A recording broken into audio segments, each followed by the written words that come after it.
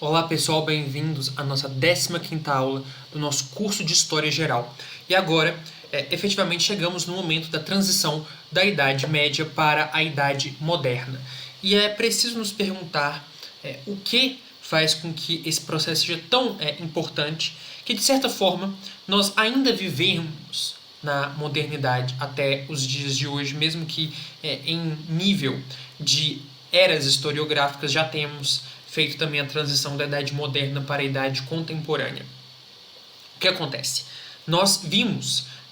que o final da Idade Média, que é um período marcado por descentralização administrativa, fragmentação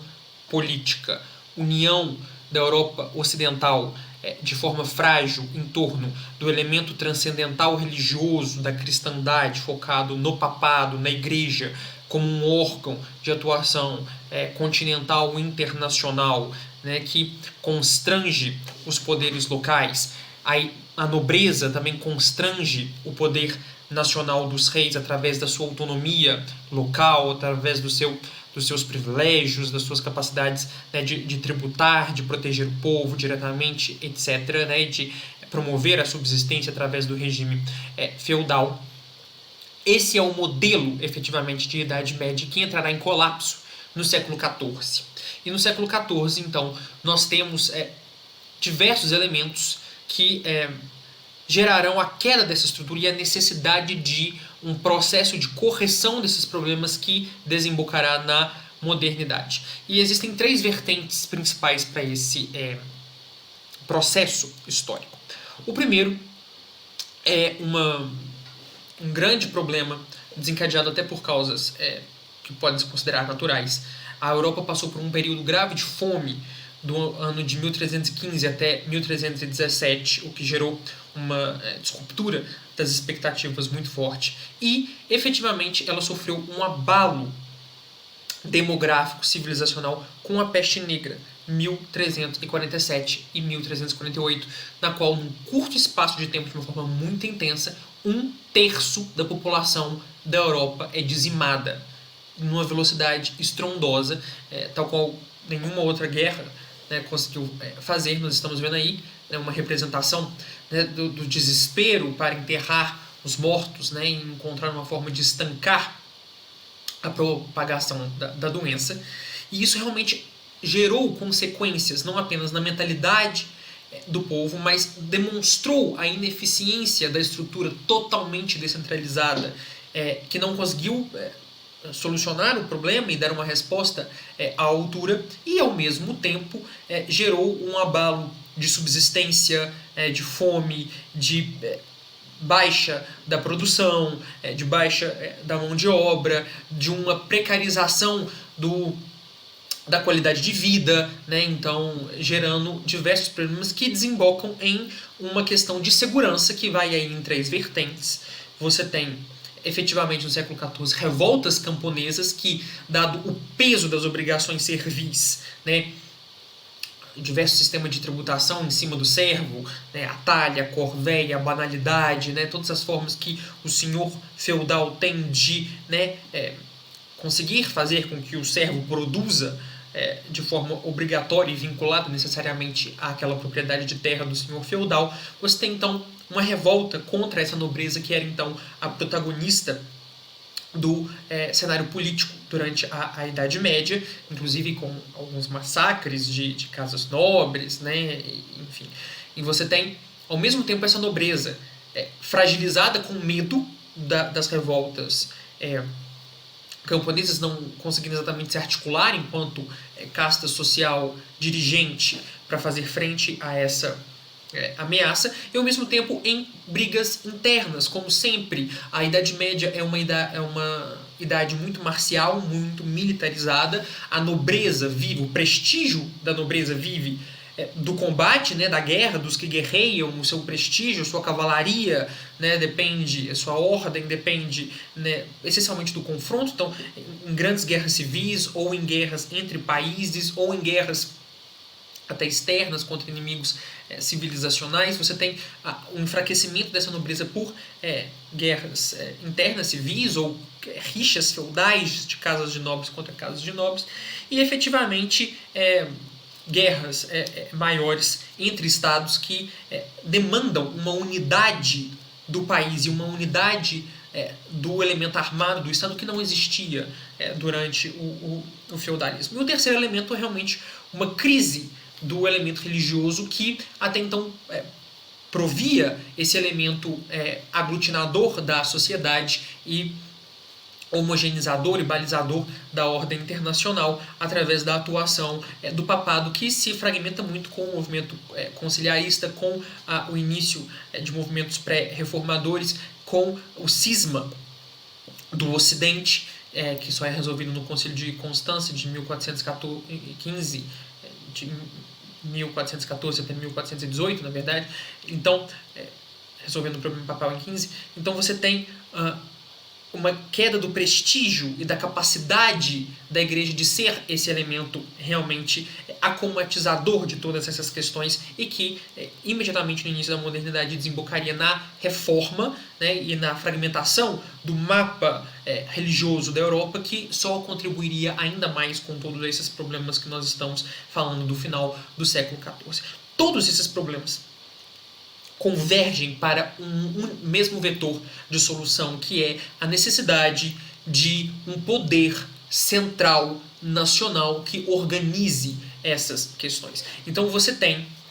já existia, é claro, como um sucerano mor, como um elemento, né, de unidade do Estado, do país, o rei, mas o rei na Idade Média é fraco, dado os privilégios da nobreza e da igreja.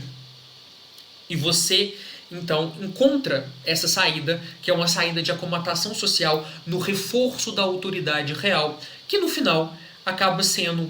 aceita, uns com mais ênfase e outros mais a contragosto,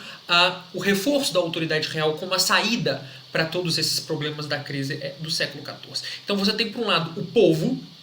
descontente com a nobreza, buscando um poder político acima da nobreza, que contenha a nobreza e os abusos da nobreza, da ótica do povo, e o elemento de identificação que justificará inclusive a popularidade das monarquias, inclusive das monarquias modernas, nasce exatamente nisso, por um vínculo quase de natureza cesarista direto do povo com o chefe de Estado, com o chefe de governo, né, que espremerá a elite intermediária. Então o povo busca no rei o seu protetor, o seu patrono e aquele que o guardará dos abusos dos poderosos locais. Por um lado, a nobreza buscando não apenas se proteger dessas revoltas populares, mas também encontrar uma forma de se manter, apesar da crise social instalada, com seus privilégios na classe dirigente, e naturalmente está próxima, por ambos pertencerem ao mesmo status político, aproxima-se cada vez mais da família real em busca da confirmação dos seus direitos e privilégios e do novo papel social para a nobreza. E de outra forma, a reforma e a fragilidade da igreja permitirá aos reis resolverem esse foco, né, de limitação do seu poder, entrando em situações cada vez mais aumentando a ingerência do poder político sobre o poder da comunidade eclesiástica em cada um dos países. Então você tem um poder central que tomará caráter de um poder, em tese, apesar de na prática é muito difícil você ter um poder plenamente absoluto, porque é claro que os costumes, a tradição, os direitos já reconhecidos, o direito, a moral, a religião naturalmente constrangem o poder, já demos exemplo disso desde o Antigo Egito nas nossas aulas, mas é um período de aumento da concentração de poderes administrativos e resolutivos no rei, e é por isso que nós chamamos do período do absolutismo monárquico. E só para visualizarmos aqui, então, revoltas camponesas contra a nobreza, fragmentação do papado, né, em no cisma do Ocidente, dividindo aí o poder de unificação internacional da Igreja, até que finalmente esse novo sistema, que é um sistema que se desenvolverá do absolutismo monárquico, cumpre diversos problemas, cumpre diversas funções, né? A função efetivamente administrativa, então você tem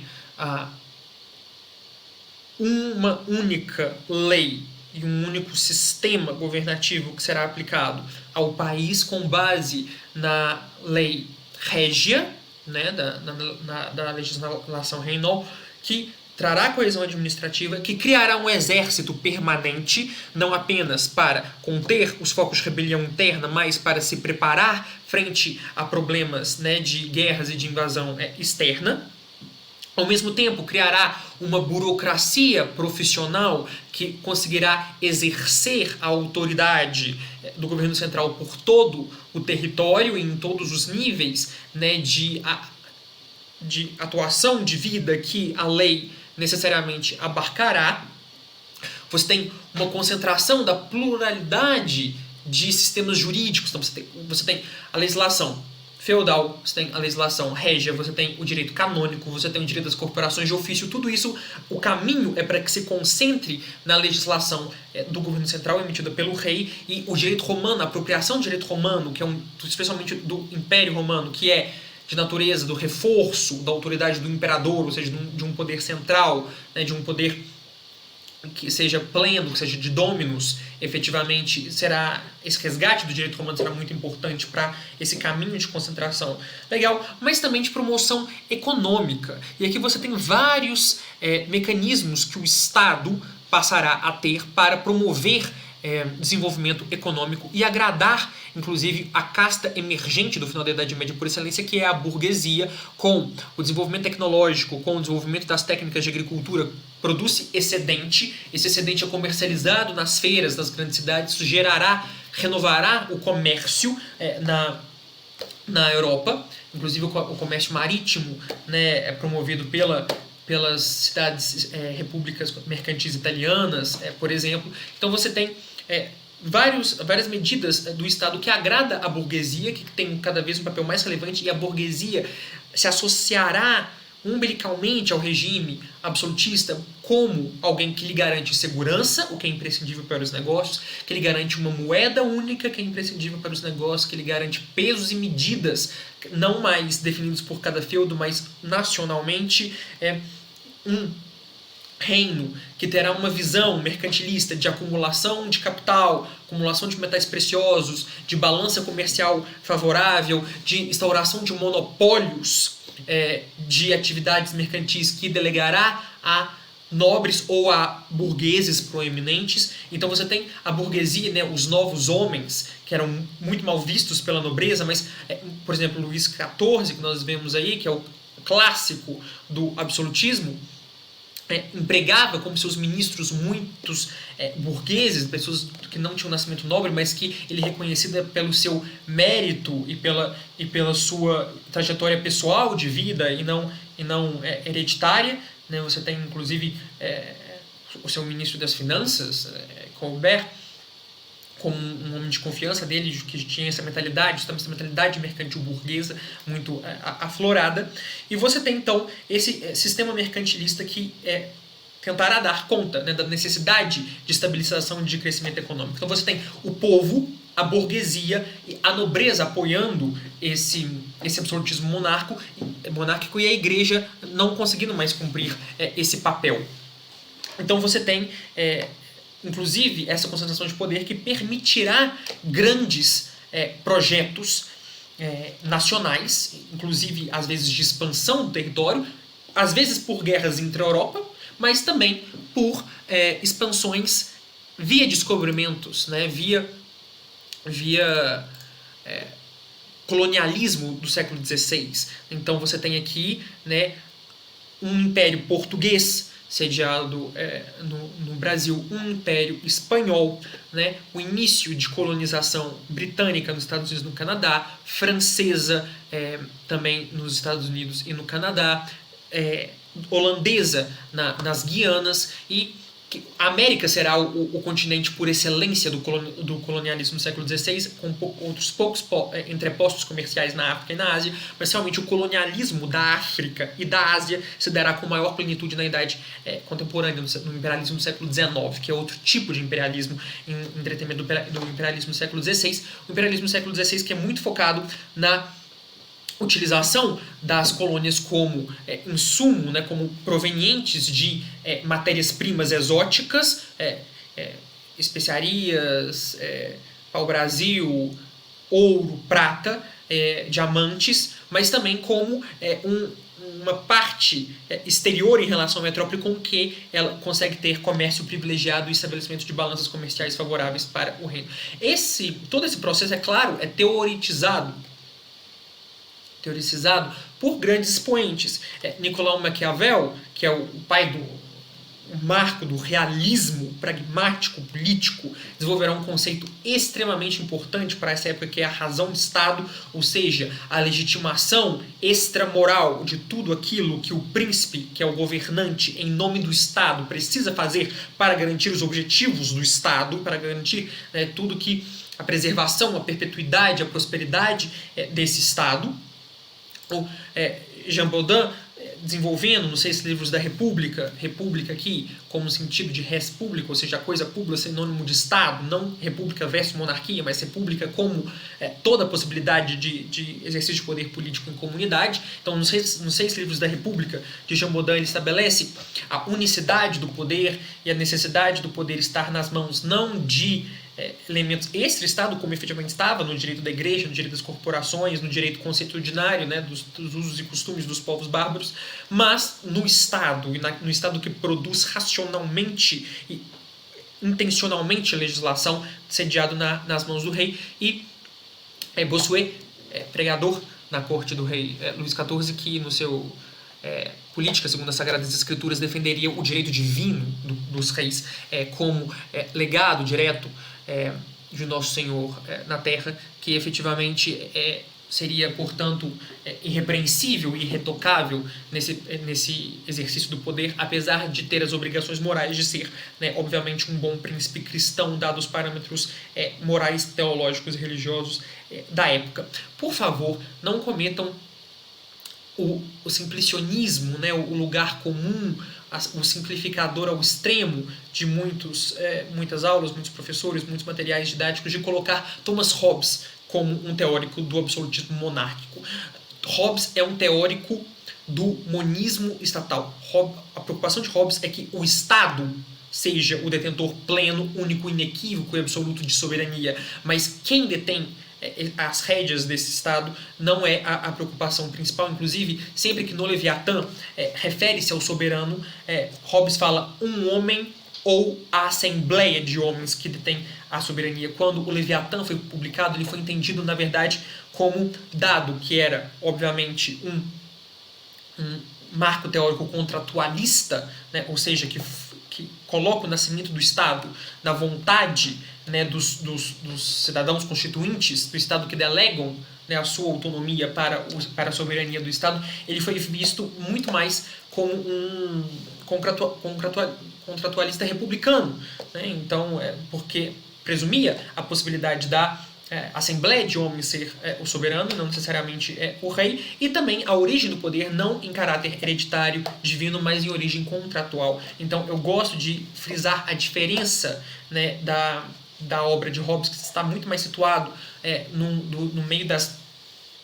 revoluções inglesas do que necessariamente nesse período de consolidação da ideia de um absolutismo monárquico real, focado na pessoa sacramentada do rei. Então você tem efetivamente toda essa construção da modernidade que desembocará nesse absolutismo, que não é a única marca da modernidade. Nós teremos a reforma, a renascença, toda a parte espiritual e toda a parte sociocultural dessa modernidade, mas o elemento central para a modernidade, a meu ver, é o papel que o Estado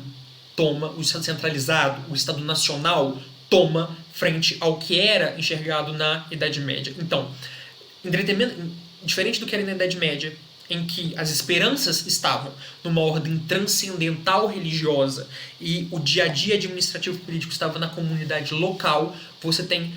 a destruição dessa ordem pré-moderna e, efetivamente, o que marcará a ordem moderna, e é por isso que ainda estamos em modernidade até hoje, é que todas essas esperanças serão transferidas para o nível nacional, o nível do Estado-nação. Então,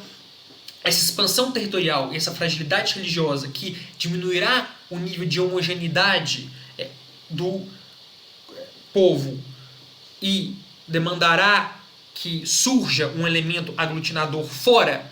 sou cristão católico, membro dessa cristandade europeia. Não. Agora, o seu nível de identidade está no nível nacional e aí se desenvolverá mais plenamente todos os elementos que marcam o Estado-nação e constroem essa identidade. E essa identidade é construída com língua, com símbolos, com hinos, com bandeiras, com lendas de mitos fundadores dessa nacionalidade, mesmo que você tenha que calibrar o relato histórico para criar um movimento fundador dessa nacionalidade, pensadores próprios, arte própria. Então, em vez de ter essa arte, que é uma arte internacional promovida pela igreja, os reis serão mecenas de pensadores que não vêm das universidades criadas pela igreja, mas que serão pensadores ligados às cortes, que serão ligadas aos reis, que serão ligadas ao Estado e não à ordem internacional acadêmica, e do mesmo tempo o mecenato, a promoção de artistas que engrandecerão o prestígio das monarquias nacionais. E todo, então, esse elemento unificador que passa da cristandade para a nação dará o tom da modernidade, que é as esperanças da comunidade política, da comunidade internacional, da identidade do povo, estão todas colocadas no Estado-nação. E é o Estado-nação que reunirá as esperanças de todos os setores da sociedade em resolver os problemas comunitários da sociedade. E deste paradigma nós ainda não saímos. As esperanças para todo problema de ordem econômico, de ordem social, de ordem religiosa, de ordem militar, de ordem humanística, estão depositados no Estado. Se não mais nos reis, mas a qualquer autoridade política pós-revoluções liberais que substituiu o tomador de decisão do Estado, do rei, para qualquer outra categoria funcional de tomador de decisões. Mas todos eles tomam a decisão pelo Estado. Como disse Luís XIV, o Estado sou eu. Quando o rei emite um decreto, ele é apenas a boca desse corpo místico, perpétuo e eterno, que é o Estado, que é efetivamente o soberano. E o soberano nunca morre. O Estado, como se dizia, é o Deus mortal no lugar do Deus imortal. Então, a esperança da solução dos problemas da vida migrou do sentido teológico, religioso, transcendental, espiritual, que era na Idade Média, para a política nacional da identidade do Estado-nação. E é essa a nossa porta de entrada na modernidade, e discutiremos nas próximas aulas as outras facetas dessa transformação social com a Renascença e com a Reforma. Se você gostou desse vídeo, curta o vídeo, se inscreva no canal e eu espero vocês na próxima aula. Até lá!